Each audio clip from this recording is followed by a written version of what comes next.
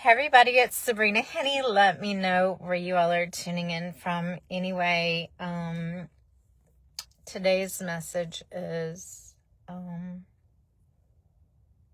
well, of course we know that God chose Jesus for a special divine plan. And Jesus thought his purpose was going around and healing people and casting out devils and all these things, which is a great, wonderful thing. But that wasn't his ultimate purpose, and it wasn't God's plan. So Jesus had to experience betrayal, and he had to get alone in the garden.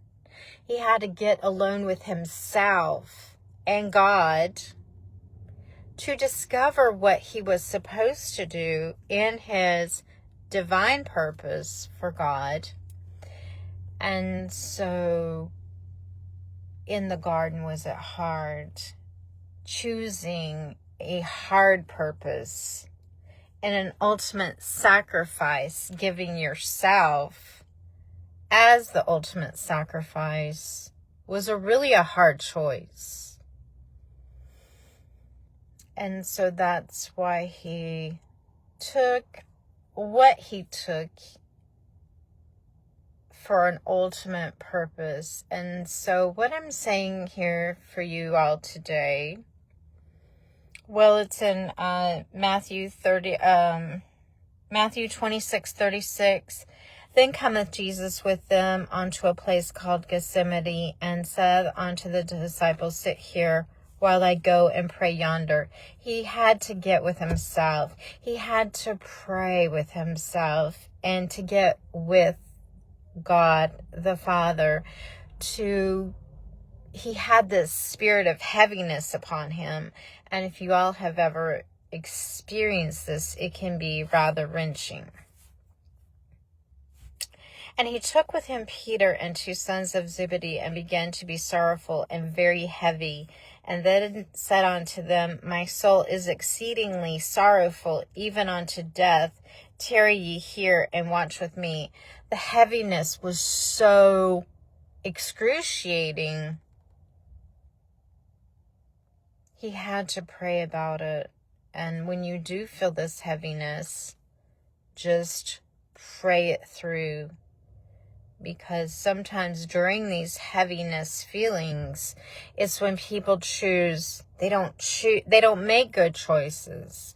Through this heaviness, they don't think clearly. Through this heaviness, they will act not in a way they should act. Okay?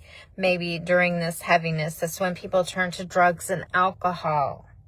Okay?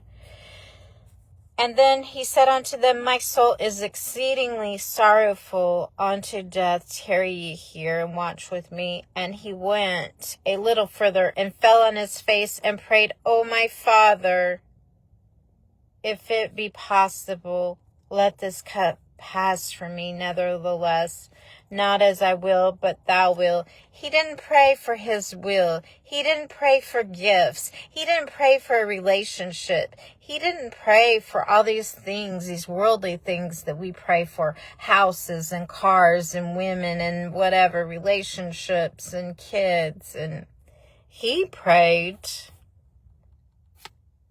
for God's will. He prayed for God's will. Did he want that heaviness to leave? Oh, yes, he did. Because it is a very uncomfortable feeling when you have this burden and heaviness upon you.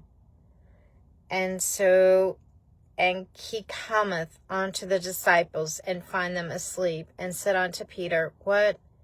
Could ye watch with me 1 hour? Watch and pray, and ye enter not into temptation. The spirit indeed is willing, but the flesh is weak. And he realized through this process, his flesh was weak.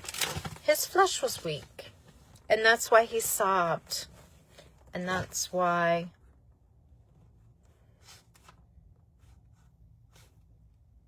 And that's why he had to pray as long as they did. And he prayed so long that his disciples were asleep. They weren't watching. And he realized that weakness, he was weak. He was weak. And that's when we need to pray, when we feel weak. And I said when we feel weak, because actually, people don't realize this, but when you're actually in your weakest form, you're actually your strongest. And so, but when you feel weak and you have that heaviness and you don't know what to do, all you can do is pray. All you can do is pray.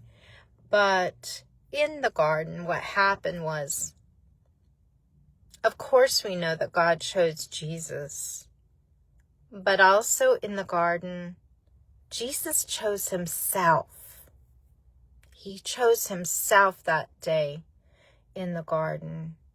He chose himself to be the ultimate sacrifice, to go and do what the hard, extremely hard choice for God. And so that's my message for today. I want you to choose you today. I want you to choose you and what you should be doing and what is God's will for your life, not what you want, but what God's will is for you. And I want you to choose that if that is your choice. Bye, guys.